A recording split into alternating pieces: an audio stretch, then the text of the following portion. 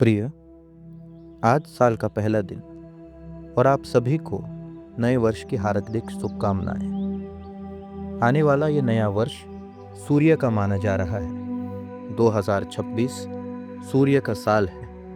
इस साल पिछले साल के मुकाबले सभी के जीवन में रस बढ़ेगा, प्रेम बढ़ेगा, आनंद बढ़ेगा। इस नए साल जीवन पिछले बार की तुलना में आसान होगा।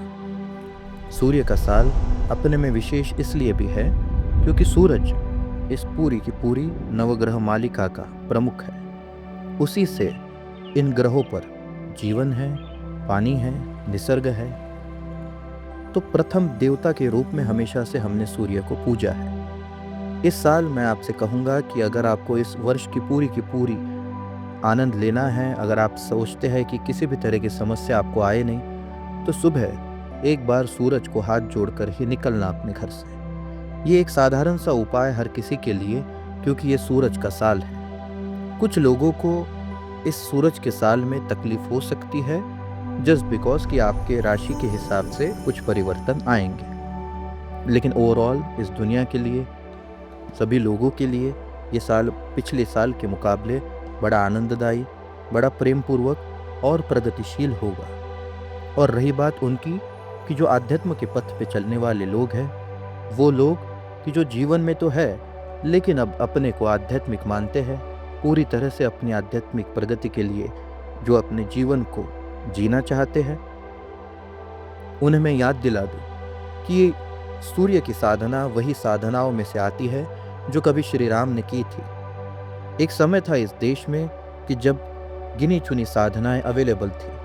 इस देश की सबसे पहली और सबसे महत्वपूर्ण साधनाओं में सूर्य की साधना आती है। तो ये सूर्य का वर्ष तेजोमय हो, प्रेममय हो आपके लिए।